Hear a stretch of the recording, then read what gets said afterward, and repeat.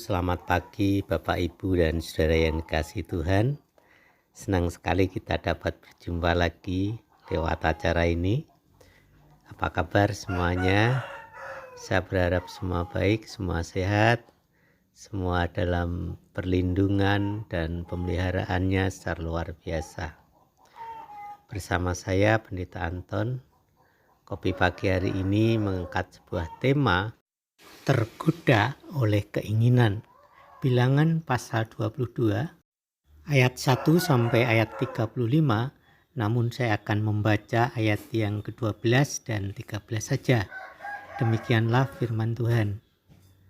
Tuhan sudah berfirman, "Janganlah engkau pergi bersama-sama dengan mereka.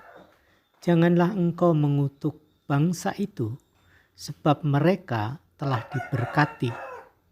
Bangunlah Bileam pada waktu pagi, lalu berkata kepada pemuka-pemuka Balak, "Pulanglah ke negerimu, sebab Tuhan tidak mengizinkan aku pergi bersama-sama dengan kamu." Amin. Mari kita satu di dalam doa. Bersyukur kepadamu Tuhan bahwa pada pagi hari ini kami sudah Tuhan bangunkan dalam keadaan sehat. Terima kasih untuk penyertaan, perlindungan, dan pemeliharaan Tuhan yang sangat luar biasa di dalam hidup kami. Terima kasih Tuhan. Kami rindu firman-Mu, sampaikanlah isi hati-Mu dan nyatakanlah kehendak-Mu.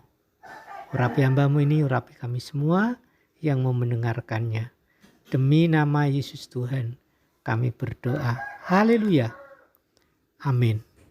Bapak, Ibu, dan Saudara yang dikasihi Tuhan, saat ini kita mau belajar pengalaman hidup Bileam. Yaitu yang pertama, Bileam mengawali segala sesuatu dengan bertanya kepada Allah. Bileam bukan orang Israel, tetapi Allah memakainya sebagai pelihat. Bileam sudah mahir dalam mengutuki seseorang atau suatu bangsa. Tetapi ia sadar bahwa ia harus bertanya dahulu kepada Allah. Ternyata jawaban Allah adalah tidak. Dan Bileam pun mengatakan tidak kepada utusan Balak. Kemudian Balak mengirim pemuka yang lebih terhormat. Dan lagi-lagi Bileam bertanya kepada Allah. Kali ini Allah menjawab bahwa ia tidak boleh pergi dengan utusan-utusan Balak itu. Barulah saat itu Bileam berani untuk berangkat. Fakta menunjukkan bahwa Bileam tidak akan berbuat apa-apa sebelum Allah menjawab iya. Walaupun orang yang memanggilnya adalah seorang raja, Bileam menolak. Walaupun Balak menggodanya dengan bayaran melimpah, Bileam tetap menghargai besarnya titah Allah itu. Dari sini kita melihat kebesaran Allah yang diakui oleh segala bangsa. Yang kedua, Bileam mengikuti keinginan Allah.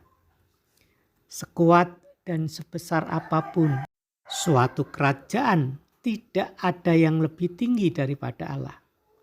Bileam seorang pelihat terkenal, berani menolak perintah Balak karena ia tidak berani melawan firman Allah.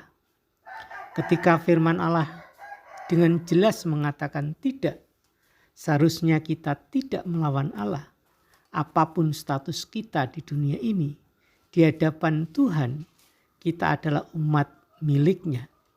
Kita dapat disebut sebagai umat yang taat ketika kita lebih memilih untuk menolak godaan dunia dan menuruti firman Allah. Kita butuh terus-menerus berkomunikasi dengan Allah supaya semakin memahami kehendak-Nya dengan benar. Kita memohon kepadanya supaya dimampukan untuk mengikuti keinginan Allah. Yang ketiga, Bileam tergoda oleh keinginannya dengan menolak keinginan Allah.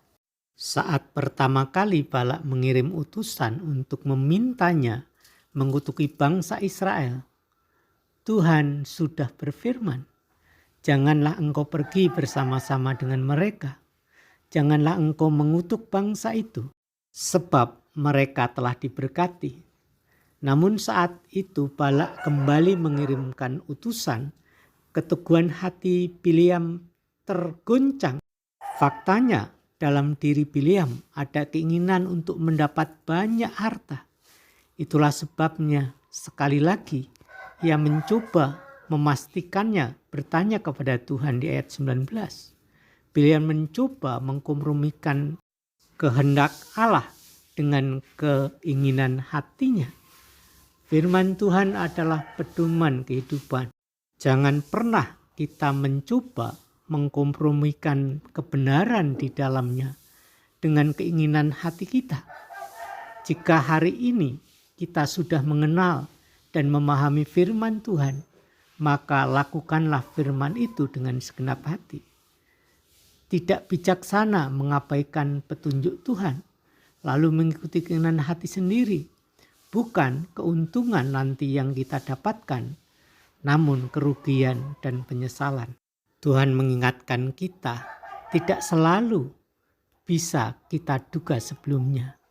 Tuhan mengendaki agar kita mengikuti panggilannya, yaitu agar kita menjadi alat di tangannya yang dipakai untuk kemuliaannya. Amin.